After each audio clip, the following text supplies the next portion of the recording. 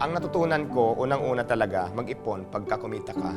Kasi wala namang araw-araw Pasko. Para pag dumating ng kagipitan yung pagbagsak mo sa buhay, mayroon kang mahuhugot.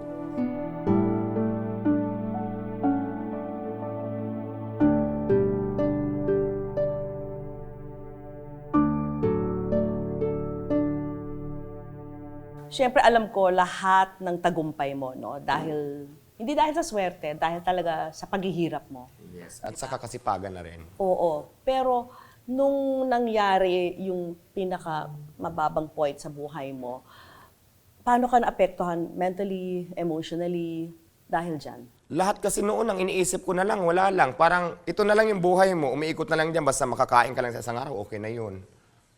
Matutulog ka kung saan-saan dyan, kung saan ka inabutan ng antok. So, parang noon, ganun lang yung nasa isip ko. Wala nga akong pangarap ng mga time na yun na ganun yung label ng buhay ko. Pero talagang mabait lang talaga si God. Kasi yung nasa ilalim ako ng tulay, nakapagtrabaho din ako construction worker. Oo, tumagal din ako dyan. Tapos, yun nga, nag-pandemic, nagbawal yung mga construction. Doon ako nag-start magtinda-tinda.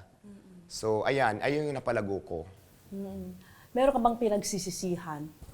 Pag pinabalikan mo yung time na nasa tugatog ka ng tagumpay, meron ka ng learnings, ganyan? Marami akong natututunan, pero mga pinagsisisihan, wala. Ang natutunan ko, unang-una talaga, mag-ipon pagka kumita ka.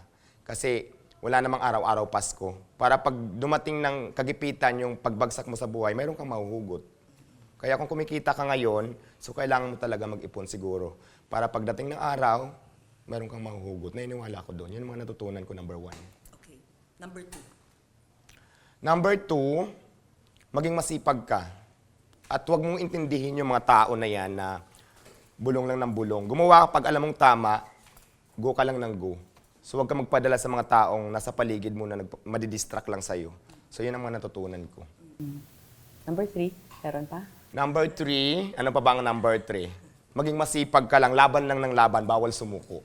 So yun ang mga natutunan ko.